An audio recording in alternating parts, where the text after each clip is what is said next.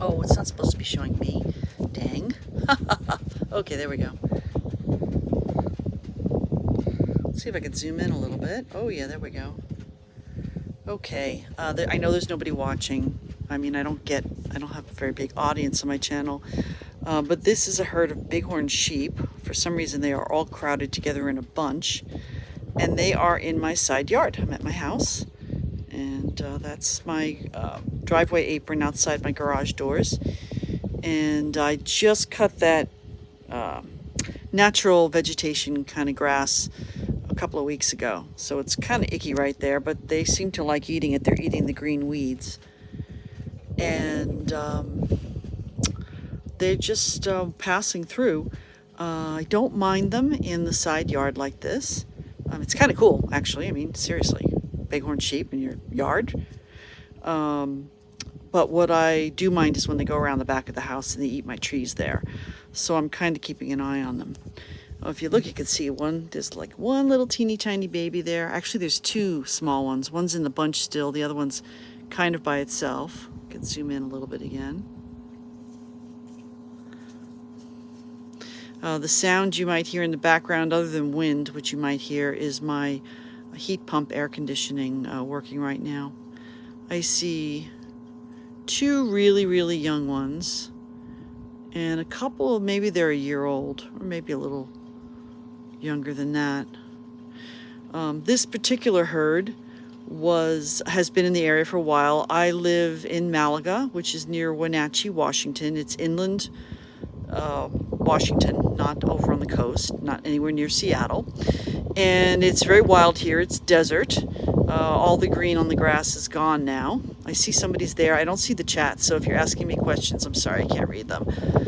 And what happens is that these animals live at the top of some cliffs that are on the other side of my house. And I'm going to move the camera quickly to show you those cliffs. So bear with me. We're a little zip over here. So this would be my backyard. And then those are the cliffs that they come down from.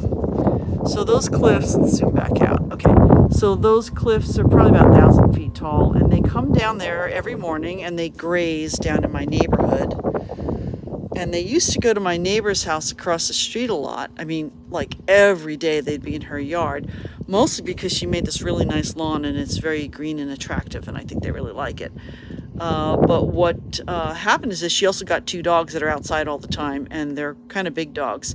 So they probably scare these guys off. So I'm kind of fascinated that they made it across the road and they came to my house. I think they probably went around.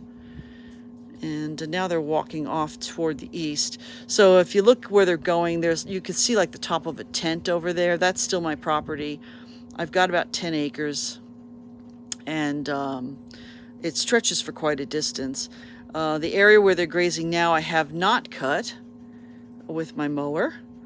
And that's actually the area right where my septic system's, what is it called, leach field, whatever is. I'm sorry about the shaking here. Let's see if I can hold it without shaking. So yeah, they're wandering off into the distance there. So I'm only going to follow them while they're close by. You can see my little cargo trailer parked there.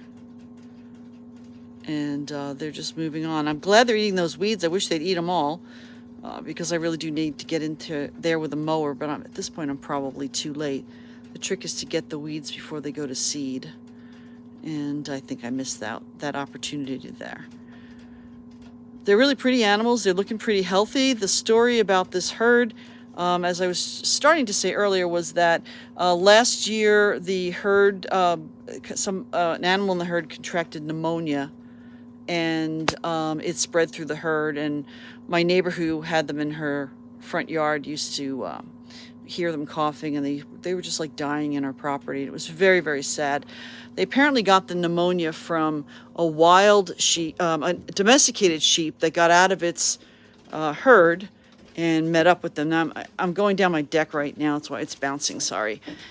I think that you're not going to be able to see them unless they cross my driveway, because right now they're okay. So if you look here straight ahead, you see the big tree. They went behind that. My garden and chicken coop is like beyond that, and they're also beyond that. But sometimes they'll walk around and cross my driveway. Let me just see if I can catch them again if I go this way. I have like an L-shaped deck. Oh yeah, there they go. Let's see if we can get them in the camera. Okay, so I don't know if you could see them. I'm going to zoom in again, and it's going to get shaky. Not much I can do about that. So my property goes down. Oh, you can see where the road is. It goes down a little bit past there. So now they're going to be out of sight down a hill. And that's it. So I'm going to end this now. Thank you for watching. If you're not a subscriber, subscribe. Tell me what you want to see from the life in the rural area of Central Washington. Take care. Bye. Thanks for tuning in. Bye.